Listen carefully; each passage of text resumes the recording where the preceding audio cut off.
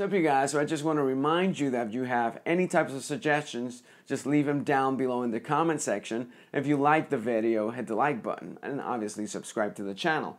Now on to the actual lesson. I'm going to be talking about something super essential when actually talking about stuff you should know in the instrument, and that's the notes on the fretboard. Now this is something I mentioned on my how to visualize the fretboard video, which you can find right up here. And so I'm going to give you guys a very specific exercise that I tend to give my students, and you can then apply it with the use of maybe the circle of fifths or maybe like a dodecaphonic type of line. So the exercise is this. It's very simple. You're going to pick a note, and then you're going to play the same note on all of the 6 strings, beginning on the 6th, going down to the 1st, and going back up to the 6th. So it's going to be, let's say I'm doing C, so I'm going to do C here, C here, C here, C here, C here, C here. Then once I'm at the 1st string, I come right back up. So C here, C here, C here, C here, C here, and C here. Now it's important to do it in both ways, going up and going down. And you should mix it up every single time that you start it out. You could begin from the 1st string or begin from the 6th string. It's important to change it because our minds are a little weird like that, where we might learn something going up and it feels way different going down. And talking about learning, this is not something that you should memorize where the fingers are. You should learn, not memorize, the actual notes and where they are. Now once you have, let's say, C down, this is where you can start using or applying the circle of fifths. So you could do this exercise using the circle of fifths. So you could go C, G after the words, and etc., etc. Now G is a good one because it has an open string right here. It's very important to play those type of open notes as open, because one of the rules towards this game or exercise is that you can't make it to the 12th fret. Because once you get to the 12th fret, it actually repeats it. It's exactly the same type of notes. So you could do this exercise on this section of the neck, and then you could try it out on this section of the neck. Now, as I mentioned, you can apply the circle of fifths, so you can go C, G, D, A, E, whatever, keep going until you do all of the notes. So it's very important that you do this with all of the notes.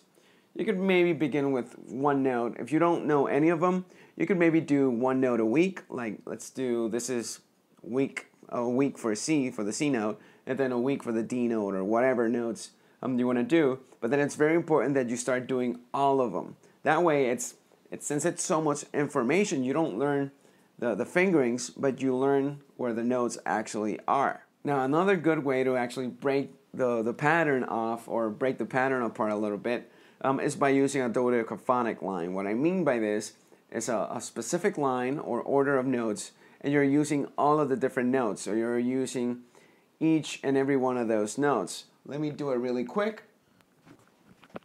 So as an example of that, let me just jot one down really quick. I don't know, we can do, let's start with G, then E, D. Remember to add in those sharps and flats. You should actually do the exercise twice. One using sharps and one using flats. So I got G, E, D, I don't know, F sharp. Let's do sharps for this one. G, E, D, F sharp, I don't know, A. So what I did is I just jotted down this really quick. I'm probably gonna move this like a double speed or something, just so you don't have to see me writing stuff down. So right on this paper, I wrote down G, E, D, F sharp, A, C sharp, D sharp, A sharp, G sharp, F, B, and C. Now you could do the exact same type of line, just changing the sharps for the flats. So you could, using an harmonics, so you could do like G, E, D, G flat instead of F sharp, A, D flat instead of C sharp, E flat instead of D sharp, B flat instead of A sharp, A flat instead of G sharp, F, B, and C. It's the exact same notes, except now you're practicing your flats. So that's another way that you can practice or apply this exercise. Now, another very important thing is that you have some sort of a guide. So either you know already the notes on the 6th string and the 5th string, and you know the, I don't know, like octaves to help you out with the different names, or you can find yourself like a fretboard chart with all the note names. Actually, I'll just provide you guys with a note chart right at the description box. There's probably going to be a link to my website, and you can check it out right there. Alright, so that's it for this video. If you've ever been wondering what type of gear I use, be it to record any of the actual videos, or if it's the guitars or the different pedals that I use, an interface, now you can go to my website, juanantoniomusic.com/gear, and you can see there's going to be a list there. You can actually see all the different type of gear, different guitars, different pedals, all the actual gear that I use to record these videos and to play live. If you're interested in any of the products I have out there, you can check out my book, The Art of Scale Weaving. There's going to be a link below to Amazon where you can actually get the book. And you can also check out my Guitar Tutorials instructional box set, which is called 10 Modern Fusion Licks. And you can also check me out on any type of social media. I'm on Facebook, I'm on Instagram, and I'm obviously on YouTube. All right, thanks for watching.